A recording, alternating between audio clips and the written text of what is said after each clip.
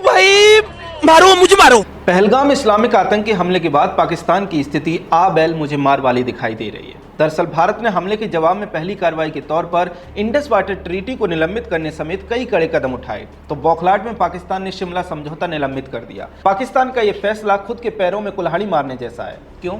क्योंकि दोनों देशों के बीच में शिमला पैक्ट अब लागू नहीं है। इसका मतलब है कि एलओसी भी एक तरह से अस्तित्व में नहीं है।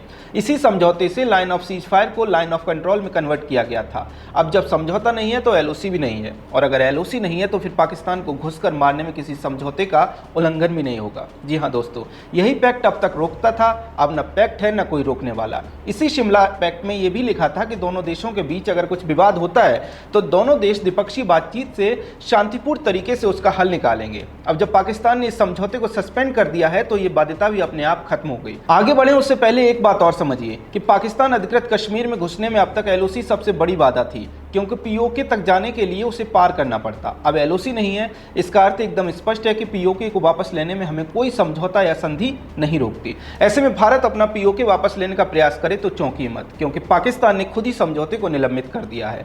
इस समझौते में एक और महत्वपूर्ण प्रावधान यह था कि किसी भी विवाद का अंतर्राष्ट्रीयकरण नहीं किया जाएगा। कश्मीर समेत सभी मुद्दे द्विपक्षीय बातचीत से ही सुलझाए जाएंगे।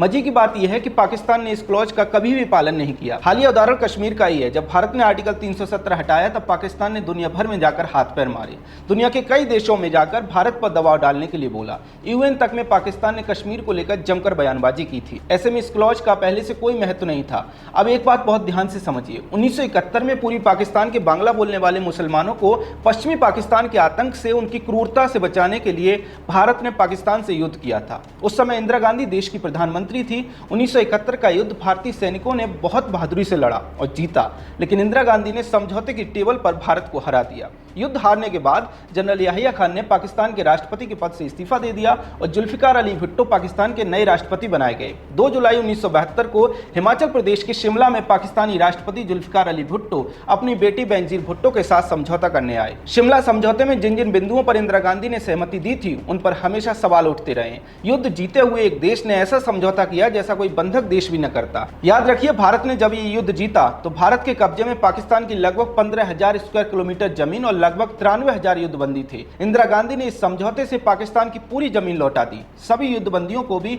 बिना किसी समझौते के लौटा दिया। ना ही पाकिस्तान से यह समझौता किया गया कि वो आतंकवाद को सपोर्ट नहीं करेगा, भारत में आतंकी ना ही भेजेगा, और ना ही एलओसी को इंटरनेशनल बॉर्डर बनाने के लिए समझौता किया गया, जबकि भारत उस समय इस पोजीशन में था कि ऐसे समझौते पाकिस्तान से करवा सकता था। इतनी बड़ी जीत के बाद भी इंदिरा गांधी 1 इंच जमीन नहीं ले पाई और ना ही पीओके को वापस ले पाया, ना ही पाकिस्तान से ऐसा कोई समझौता करा पाई जिससे कि उसी की मिलिट्री को कमजोर किया जा सके।